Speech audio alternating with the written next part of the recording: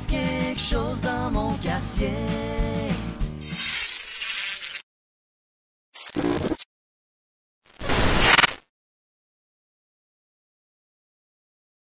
Mesdames et messieurs, bonjour. Ghislain Vachon qui vous accueille à ce nouvel épisode du Monde nous regardait. Né en partie du mouvement d'opposition au projet de barrage sur la rivière Trois-Pistoles, le festival environnemental Écofête fera résonner ses spectacles sur la ville de Trois-Pistoles de l'année 2003 jusqu'en 2014. En plus des spectacles musicaux, une multitude de conférences et d'exposants se sont donné rendez-vous pendant toutes ces années sur les rives pistoloises du fleuve Saint-Laurent. Bien, l'aventure d'Écofête est intimement liée, la naissance d'Écofête est intimement liée au projet de barrage hydroélectrique puis à l'opposition qu'on avait à l'époque avec la gang de jeunes qui s'opposaient au projet.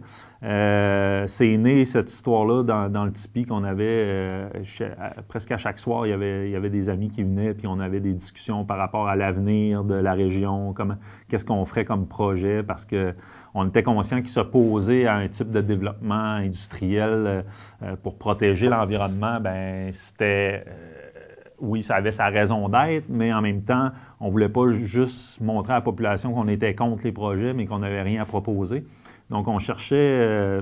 l'idée a surgi, mettons, quand on réfléchissait à qu'est-ce qu'on avait comme alternative à proposer pour amener des retombées économiques, mais en ayant un projet qui était positif pour l'environnement puis qui avait des retombées intéressantes pour la région, en termes de visibilité aussi, puis j'aime pas le terme, là, mais marketing territorial, là, comment on fait pour attirer des jeunes dans la région ici. Puis là, c'est là puis on était des tripeux de musique, puis on était des tripeux d'environnement. Puis là, on s'est rendu compte en faisant une petite recherche qu'il n'y avait pas d'autres festivals environnementaux qui existaient au Québec. Puis on s'est dit, bien, pourquoi pas partir un festival environnemental à Trois-Pistoles? Oh mon Dieu, l'Écofête, c'était un joyau dans les festivals existants, je pense, au Québec. Il y avait une particularité qui était un peu comme le Mini-Wheats, en fait, un côté très éducatif qui amenait une certaine conscience, une prise de conscience, puis en même temps qui amenait beaucoup de fun aussi. Ce qui est assez rare dans les événements. Souvent, on va avoir des événements pour faire la fête ou des événements pour apprendre des choses, des forums de discussion ou des espaces où il y aurait des kiosques, par exemple, sur un sujet environnemental. Donc, de faire un festival environnemental et culturel, c'était vraiment quelque chose qui le distinguait. D'une part, ça le distinguait. D'une autre part, ça le faisait tomber entre deux chaises. Donc, on avait beaucoup de difficultés à trouver des financements au fonctionnement ou même au projet de festival. C'était difficile d'être reconnu comme festival comme culturel parce qu'il y avait tellement de grandes proportions sur l'environnement.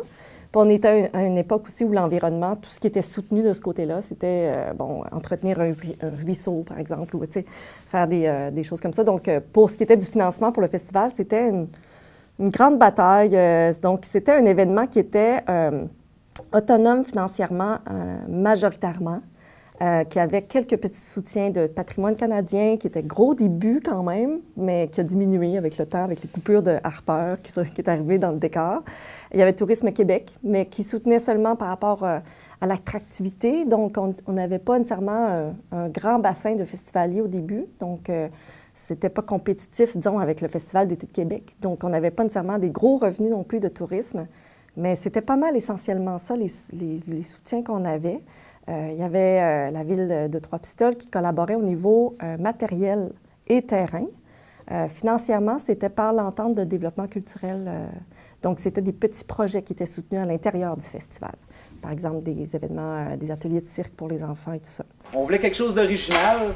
On a pensé qu'en région, on pouvait faire quelque chose, je dirais, d'innovateur, donc de toucher un créneau qui n'a pas été touché, je dirais, même à nulle part au Canada, qui est un festival qui touche à l'environnement. Je dirais que l'idée, c'est la sensibilisation, la conscientisation, mais c'est une fête, Écofête, ça le dit. Donc, on a décidé d'apporter conscientisation, sensibilisation dans un contexte d'activité festival. Donc, pour en parler un peu, on va avoir des kiosques sur le site qui vont être, je dirais, des organismes comme l'Union paysanne, Équiterre, qui vont venir donner de l'information. Mais en même temps, il y a plusieurs activités pour les jeunes. pour les moins jeunes et puis pour tout le monde un peu. Des spectacles qui vont faire en sorte que le monde va pouvoir s'amuser aussi dans ce contexte-là. Puis c'est de même qu'on a mis en place. L'idée est surgie, puis après ça, on a approché la ville de Trois-Pistoles, qui, à l'époque, il y avait Fanny Côté et Isabelle Moffett qui travaillaient à la municipalité, à la ville de Trois-Pistoles. Puis je dirais que la ville avait mis à notre disposition ces deux ressources-là pour nous aiguiller là, dans le démarrage du festival. Avec nous, Mme Isabelle Moffett. Elle nous parlera du festival environnemental EcoFête qui doit se tenir l'été prochain à Trois-Pistoles. Bonjour Isabelle. Bonjour. Vous pouvez nous parler un peu d'EcoFête? Oui, en fait, c'est un nouveau festival à Trois-Pistoles. On veut relancer le Festival des îles qui n'existe plus depuis 2 ans. C'est des jeunes de retour en région qui ont instauré le projet, qui ont déposé ça à la ville. La ville a trouvé ça super intéressant, donc on est parti dans cette aventure-là. C'est un festival environnemental. On veut sensibiliser la population aux ressources qui nous entourent, aux bienfaits de prendre soin de la terre, au quotidien, dans leur vie, avec leur famille. Puis on fait ça par le biais d'activités autant culturelles, des spectacles, puis des ateliers comme le jardinier bio, gazonné bio, des conférences sur les ressources du fleuve, sur l'assainissement des eaux. On a des partenaires qui nous aident là-dedans. On est en démarche de financement, puis ça va bon train, l'organisation. Le festival, la première année, oui, on avait de l'aide de la ville de Trois-Pistoles, puis on avait une gang d'impliqués, mais c'est vraiment grâce à Maurice Vanet, puis l'École de langue française qui s'est vraiment impliquée là, dans le démarrage du festival. Bien, EcoFête, ce qui est intéressant, c'est que ça a été le résultat, finalement, des luttes pour le barrage, contre le barrage.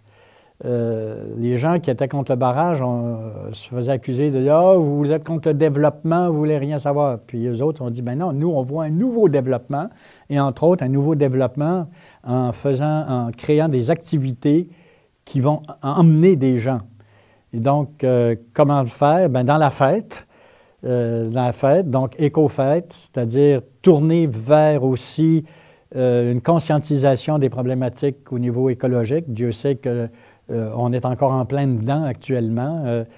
On s'en va vers un désastre humanitaire maison, là. Donc, il y a cette conscience-là de dire il y a une problématique, il faut y faire face, mais faisons-le dans la fête. Donc, il y avait à la fois le côté fête, les spectacles de musique, et à la fois aussi des kiosques qui abordaient certains problèmes de l'écologie, de l'environnement. Donc, à la fois une mission éducatrice, une mission festive, puis je pense que c'est un beau projet qui mériterait peut-être une renaissance. Dans la région ici, on avait nos appuis, mais on avait aussi nos détracteurs. Puis, bon, ça était il y avait un côté positif à ça, le côté militant, mais en même temps, au niveau régional, je dirais qu'on avait beaucoup de bâtons dans les roues, ce qui faisait que pendant plusieurs années, les jeunes qui s'impliquaient avec nous, il y avait un certain découragement de voir que le milieu économique nous appuyait pas plus qu'il faut là-dedans. Même au contraire, souvent, là, on avait des fois, on devait gagner des prix, puis on entendait dire que le préfet de l'époque était allé dire que lui et nous autres, on n'avait pas le droit de gagner ce prix-là, puis des histoires là, vraiment comme bien ordinaires qui faisaient que ça démobilisait les jeunes qui se disaient « Hey, moi, je veux m'impliquer dans la région », mais on n'avait pas de reconnaissance du milieu. Nous avons aujourd'hui à l'émission Le Monde nous regarde une grande surprise. Je vais laisser à M. Sébastien Pelletier le plaisir de vous l'annoncer. Bonjour, M. Pelletier. Bonjour. Oui, c'est avec plaisir qu'aujourd'hui, on rapporte en territoire bas-laurentien le Phénix de l'environnement. Dans la catégorie édition et sensibilisation, l'EcoFête s'est démarqué avec son côté innovateur, avec son côté jeunesse. On a eu la chance d'être nommé lauréat pour l'année 2005. On félicite toute l'équipe et les bénévoles, bien entendu, parce qu'il y a de nombreux bénévoles, j'imagine, qui participent à l'EcoFête. Oui, ce trophée-là, on le rapporte au nom des organisateurs, des instigateurs du festival, aussi au nom des bénévoles, de tous ceux qui ont cru dans l'événement, que ce soit la ville de Trois-Pistoles ou tous les commanditaires qui se sont impliqués. Donc ce trophée-là, il vous appartient, c'est parce que vous avez cru en l'événement, puis c'est parce que l'événement va continuer d'être. Donc, on en a encore cet été. Tout à fait. On revient en grande le 29, 30, 31 juillet sur le même site. On y sera. Merci beaucoup, M. Pelletier, et félicitations à tous. Merci bien. fait qu'à un moment donné, l'essoufflement se faisait sentir aussi. Puis, je dirais, le coup de grâce, je pense, est arrivé en 2012 là, avec la grève étudiante, où ça coïncidait avec le 10e anniversaire du festival EcoFête. Puis à cette époque-là, on était vraiment dans les moments chauds de la grève étudiante, là, en plein été. Puis nous, on avait monté une programmation spéciale pour le 10e anniversaire. Puis on avait eu la bonne idée d'inviter Gabriel Nadeau-Dubois parce qu'on trouvait que ça coïncidait avec les valeurs du festival, l'éducation populaire. Je vous demande de souhaiter la bienvenue à notre invité d'honneur de la soirée, M. Gabriel Nadeau-Dubois.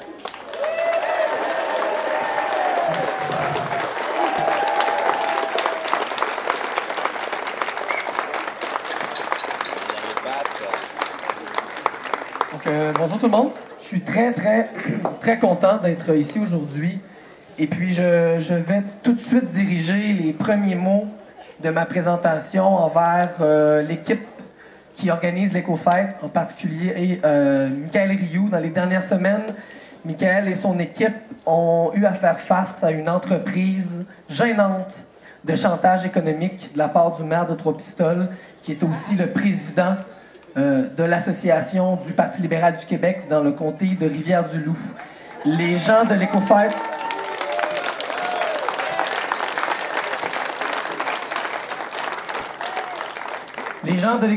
se sont tenus droit, et ça c'est absolument à leur honneur. Et en tant que résident de Trois-Pistoles et de la région, vous devez être très fiers d'avoir dans votre communauté des citoyens et des citoyennes aussi engagés, des gens qui se tiennent debout, malgré l'intimidation, malgré la répression. Il faut rappeler que l'argent public, ce n'est pas des bonbons que l'on distribue à nos amis et que l'on enlève à ceux que l'on n'aime pas. Fait qu'on avait comme pris position en faveur des carrés rouges, si on veut.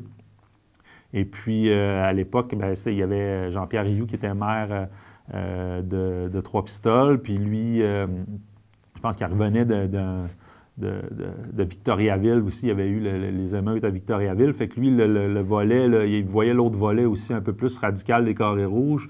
Et c'est là qu'il y a eu une espèce de collision frontale entre les instances économiques et politiques régionales et l'organisation du festival. Oui, l'EcoFête, c'est ça, oui. Alors, ce beau projet-là a été, pendant 10 ans, une réussite à Trois-Pistoles. La créativité, la sensibilité des jeunes de partout. Puis je vais vous dire quelque chose. L'EcoFête, là, si on voit aujourd'hui, présentement, émerger des nouvelles jeunesses dans notre milieu ici à Trois-Pistoles, dans le territoire, là, des gens qui sont un peu partout de la province, qui ont décidé de prendre Trois-Pistoles comme point d'assise, je pense que c'est une suite un peu ce que EcoFête a semé dans le temps. C'est que tu as de la place pour la créativité ici et d'ouverture d'esprit. Alors, c'est un élément qui est important. Mais par contre, aussi bien que le conseil de ville, quand ça a commencé à ses débuts, l'EcoFête, on était comme les gens qui étaient des gens gentils avec eux autres. Autant quand c'est terminé, on est devenu la bête noire du festival EcoFête. Et ça, je trouve ça dommage parce que tout n'a pas été dit. C'est que la dernière année de leur fonctionnement, c'est l'année où il y a eu, en 2012, les carrés rouges à Montréal, où il y avait un virage de notre société qui était assez spécial au niveau d'une jeunesse. C'était les étudiants.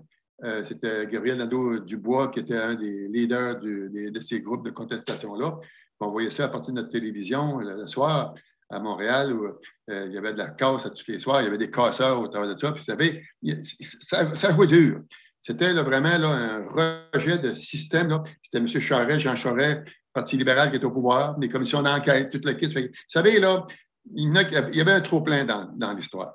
Peu importe, quand, en dehors de ça, avec l'EcoFête qui se tenait en bas de notre terrain, où on leur avait affaire gratuitement toutes ces années-là, pour eux. En parallèle à ça, Victor Lévy-Beaulieu s'était installé dans le milieu aussi, là, à partir des années 80. Pour faire du théâtre, ses productions, qui a été exceptionnelles.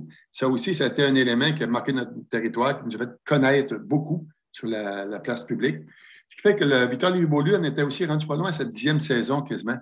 Et sa saison à lui, c'était la guerre des clochers. Et puis, il y avait une procession, ça se rendait à l'église, le curé recevait, le curé Malo était là à l'église, puis il lançait ce qu'il avait à lancer. Ça faisait partie du décor. Mais rendu au mois de juillet, au début juillet, la vente des billets n'était pas tellement forte. Et puis, au travers de ça, c'est que ces gens-là, les comédiens, qui, comme quand toute ta première pièce commence publique, il faut qu'ils soient payés pour tout l'entraînement, la formation ou les répétitions qu'ils ont eues depuis des mois et des mois. Alors, il y avait Victor Lévy, pour les productions théâtrales à Tropisol, la Ville a toujours financé les productions théâtrales. Même les déficits d'opération de chaque année, la Ville s'est toujours dit, le coût que ça coûte, 50 000, 60 000, 70 000, on le paye, c'est une publicité qui vaut ça dans la province du Québec. Les productions théâtrales avaient quand même ramassé quelques dettes en cours de route. Et en 2012, Raymond Chabot estimait la faillite des productions théâtrales d'environ 150 000 $. C'est ce qui fait que nous, quand, au début juillet, Victor Lévy a commencé sa pièce, là, il n'y avait pas d'argent, de liquidité pour payer les comédiens. Alors là, on a eu une rencontre au sommet. Victor Lévy-Beaulieu, la Ville, le président des productions théâtrales, il me semble que c'était Mathieu Barrette. Il y avait aussi moi et Lorraine Pintal, représentante des artistes aussi. Là, il fallait cracher 18 000 $, sinon, le 6 juillet, le théâtre ne partirait pas. Il dit, on ne peut pas faire ça. On ne peut pas faire ça. On a un programme d'aide, puis on vous a donné de l'argent pour faire, mais si tu ne fais pas tes pièces de théâtre durant l'été, on ne peut pas te donner cette subvention-là si tu ne fais pas l'activité. Et là, la guerre a pogné. Mais entre-temps, Victor Lévy lui avait invité Gabriel Nadeau-Dubois à venir à Tropisol faire un spectacle pour rehausser, je ne sais pas trop quoi. Et puis, c'est resté le même, mais Gabriel Nadeau-Dubois devait aussi faire son discours lors de l'ouverture de l'Écofête. Or, l'Écofête se tenait sur les terrains de la Ville. Et comme municipalité, comme entité municipale, c'était comme d'ouvrir une porte à quelqu'un qui faisait partie d'un groupe de casseurs. Ce n'est pas lui qui cassait, mais qui avait comme stimulé dans la province de Québec de virer la province à l'envers. Il a le droit de le faire. Mais comme entité municipale, je dis, là, tu te situes où dans ça? Fait que nous, on avait avisé l'Écofête que ce personnage-là, il peut faire ses discours là où il veut, mais pas dans des terrains municipaux comme on vous les offre présentement. Et ça a eu pour effet de faire boule de neige avec le 18 000 $ que Lorraine Pintal nous demandait de payer les comédiens avant le 6 juillet. Ça a été non. Donc, le théâtre a fermé. Le projet d'Écofête, lui, a commencé à prendre ses ébats. Et on a décidé de dire à la Ville à ce moment-là, goodbye la Ville, on débarque dans votre affaire. Puis Victor Lévy nous invite dans sa cour, sa rue Pelletier. On va tenir notre festival d'Écofête dans la cour de rue Pelletier pour manifester contre votre position libérale. Et ce que l'Écofête n'a pas su cette journée-là, lorsqu'ils ont eu à commencer leur activité sur la rue Pelletier, dans l'enceinte de ce qu'on appelle la maison VLB, vous savez, quand vous tenez une activité où il y a un débit de boisson qui est là, vous devez demander un permis d'alcool à la régie des alcools. Or, le permis est identifié pour dire à telle heure, vous ouvrez ou vous fermez, et ça se passe sur les lieux X, à un endroit précis. L'Écofête l'avait demandé pour le bas de la côte. Alors, moi, le jeudi ou le vendredi, ça c'est jeudi, quand l'Écofête devait ouvrir, s'était installé chez VLB, sur la rue Pelletier, la Sûreté du Québec nous contacte, Marc Lemay et moi, nous demandant d'aller les voir, puis nous disant que présentement, parce qu'il suivait très bien Gabriel Nadeau-Dubois, puis il suivait tout, vous savez, il était suivi partout dans la province. Là. Alors, puis vous voyez, ça bougeait ici dans le milieu, et quelque chose qui se brassait. Fait qu'ils sont venus nous rencontrer, ils ont dit, votre groupe de l'Écofête que vous parrainez, que vous cautionnez, eux ont un permis d'alcool pour le bas de la côte, près du quai. Puis, là, ils ont changé de place, ils n'ont pas de permis sur la rue Pelletier. Alors, à la première bouteille de bière qui va s'ouvrir, notre équipe de la Sûreté du Québec, pour ces situations-là, va débarquer puis ferme le site. Fait qu'imaginez dans quel état on était, nous autres, le maire, là, puis la direction générale, on était deux à savoir ça avec la Sûreté du Québec. Tu fais quoi? Fait que là, on a appelé le directeur responsable de l'Écofête. Il dit, regarde, là, le portrait, là, on est sur une bombe présentement. Si vous ne trouvez pas de solution et si vous allez à contre-courant, ça va péter dans la rue, cette fois. On était sur une limite, là. Vous savez, là, depuis le mois de février-mars, que ça roulait en ville, là, il manquait pas grand-chose de mettre des mèches. La limite était atteinte. Finalement, mon directeur général a fait des mains et des pieds, a expliqué de long en large aux gens des bureaux de la Régie des alcools. Des fois, ça prend du temps à avoir un permis, là. Mais il a été bon pour nous le délivrer. Il me semble qu'il était 6 h, 6h15. Et l'ouverture du site, le bar, ça se faisait à 7 h le soir.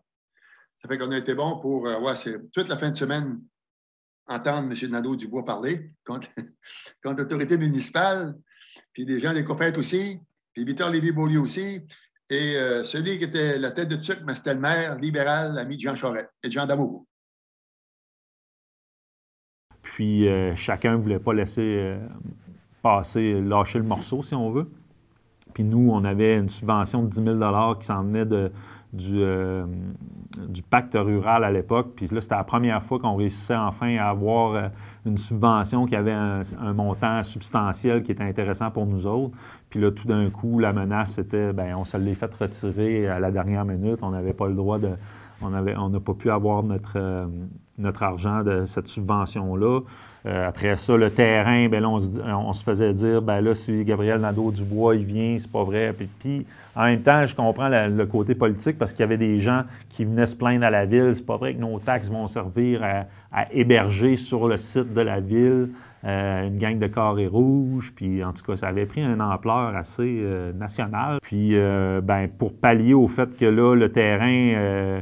il y avait comme une menace qui planait sur le fait qu'on n'aurait peut-être pas le droit d'utiliser le terrain de la municipalité pour faire le festival. Bien, à cette époque-là, il y avait Victor Lévy-Beaulieu avec la guerre des clochers qu'il avait mis en place, mais que ça n'avait pas décollé autant qu'il pensait. Puis ses prises de position politique, que je pense, lui avait fait en sorte que des subventions qu'il devait avoir, il n'y avait pas eu, lui non plus. Puis là, je pense que ça a coïncidé la fin de semaine du festival avec le fait que le théâtre, cette année-là, ont déclaré faillite à peu près dans les mêmes dates. Puis Victor Lévy-Beaulieu nous a passé le terrain, le stationnement du caveau théâtre pour qu'on puisse réaliser l'événement en étant certain de ne pas avoir de problème. Puis je dirais que ça a quand même, au niveau de l'événement comme tel, c'est un des plus beaux festivals qu'on a eu parce qu'on sentait depuis quelques années que l'événement était en train de devenir un peu plus culturel que militant, politisé. Puis là, tout d'un coup, on avait ressenti là, la fibre militante là, chez les organisateurs, puis ça avait soudé l'équipe ensemble, puis on a eu un super bel événement là, en 2012. Suite à ça, il y a eu une espèce de rencontres au sommet pour voir qu'est-ce qu'on peut faire avec le festival EcoFête par la suite. Puis ça ne s'est pas très bien passé, entre autres pour moi, parce que je sentais que Bertin Denis, à l'époque, en tant que préfet de la MRC, il y avait des problèmes avec le fait que je sois impliqué dans le projet, puis le fait que je représentais un peu la vision du projet de barrage, puis là, eux, il y avait un peu dans la gorge le fait que le projet n'avait pas fonctionné. Moi j'ai remis ma démission face à ça. Il y a une gang qui ont continué, mais les deux années suivantes, là, je dirais, malheureusement, malgré la bonne volonté là, du monde qui se sont impliqués, je pense que le choix de l'emplacement aussi, de remettre le festival dans le stationnement de l'église, ça n'a pas été nécessairement judicieux. Bien, l'EcoFête, c'est un vrai gros morceau, puis on pourrait faire là, des relations entre la Mini Centrale, l'EcoFête, l'apport de jeunes qui revenaient en région à cause de l'EcoFête, à cause des nouvelles valeurs, je vous dirais, environnementales qui prenaient la vedette là, suite au constat là, des dérives là, environnementales, des excès d'utilisation de notre planète. Je pense que ça a été un gros effort, puis ça a été, je dirais, un succès, l'EcoFête. C'était un succès de participation. C'était un succès d'engouement. C'était un succès de livrer un message, sur la livraison du message qu'il voulait apporter. Bon, c'est sûr que dans les Basques, ça a été une source là, de friction. qui a fait là, probablement qu'ils ont dû mettre fin à ça. Mais c'est sûr que quand il était pris des décisions à un moment donné, c'était en fonction des connaissances qu'on avait à ce moment-là, c'était en fonction des émotions, c'était en fonction, je dirais, du niveau de conscience qu'on avait à ce moment-là. Probablement qu'à posteriori, là, en tout cas, moi, personnellement, je regrette là, beaucoup de choses. Je pense qu'on a perdu, avec l'Écofête, un momentum. On a perdu un élément important de notre représentativité provinciale ou nationale. Je veux dire, on était regardé de partout. L'Écofête, ça l'a amené ici plein de gens, là, extrêmement de jeunes intéressants, intéressés à la protection de l'environnement, à la mise en valeur de ce qu'on est, au lieu d'essayer de ressembler à plus gros que nous autres ou à ce qu'on n'est pas, ou qu'on ne peut pas être. Je vous dirais que j'ai certains regrets, mais ça ne sert à rien de regarder dans le passé. Je pense qu'il faut simplement tirer des leçons. Puis, il y a plein de nouvelles choses qui arrivent, là, qui nous permettent, là, après cette expérience-là, d'avoir moins d'œillères sur les raisons qui motivent nos décisions ou notre support à plein d'activités. Les 2 dernières années, je dirais que le festival a tranquillement pas vite décliné au point qu'en 2014, bien, les administrateurs ont décidé de mettre un terme à l'aventure. Quand l'événement a disparu, bien là, c'est comme si les gens se réveillaient là, et puis se rendaient compte à quel point, à Tabarouette, oui, il y avait des retombées économiques, l'hébergement ici, ça faisait vivre beaucoup de restaurants, les campings, les hôtels. Il y avait énormément de monde qui venait à cet événement-là. Puis, on dirait que c'est quand l'événement est mort que là, tout d'un coup, même au niveau de la MRC, on n'arrête pas d'entendre des échos comme quoi qu'on aimerait donc ça, qu'il y ait un autre événement qui revienne, puis tout ça. Mais moi, j'ai un peu une crotte sur le cœur face à tout ça parce que je me dis, à l'époque, une MRC dévitalisée comme ici, d'avoir une gang de jeunes qui ont donné autant de temps, d'énergie puis d'amour à leur région, de ne pas avoir eu plus de reconnaissance du milieu, bien, je trouve que ça a été un gaspillage, là, malheureusement, d'énergie. Je dirais que les retombées de cet événement-là, ce qui a été intéressant, c'est l'image que ça a donné à la région d'une gang de jeunes impliqués, d'un milieu qui était politisé. Puis ça a eu des répercussions, je dirais, sur l'attractivité de la région. Fait que pour imager ça un peu, c'est comme si on avait labouré le terrain pour des projets qui aujourd'hui ont émergé de la communauté, puis qui font en sorte que beaucoup de gens qui sont venus s'établir dans la région, des jeunes, entre autres, c'est des jeunes allumés sur l'agriculture biologique, l'autonomie alimentaire, la résilience, le développement économique régional alternatif, avec des projets vraiment intéressants, puis une vision politique là, de ce que devrait être le développement régional avec tous les défis environnementaux qui nous attendent là, dans les prochaines années. Fait que ça, c'est aujourd'hui, on le sent là, que ça n'a pas été fait en vain, toute cette énergie-là qui a été mise dans ce festival-là. On a des retombées encore aujourd'hui. Pour certains, c'était le prétexte à faire la fête, alors que pour d'autres, c'était la cause qui primait, mais pour la plupart, il s'agissait d'un heureux mélange des 2 motivations. Phénomène qui a duré le temps d'une décade et qui a dû s'éclipser à cause de l'épuisement des promoteurs et des bénévoles, sans qui rien n'aurait été possible. Reverra-t-on un jour renaître ce festival? C'est à la nouvelle génération qu'il faut adresser cette question. Il y a bientôt 20 ans, dans les chaumières du comté, un immense miroir est venu pour nous raconter nos contes et nos légendes, et des racines jusqu'au cou. On est revenu à la parure de chez nous. Le monde nous regardait tant le soleil s'est levé. C'est maintenant l'heure de se raconter. Le monde avance, mais faut apprendre du passé parce que le monde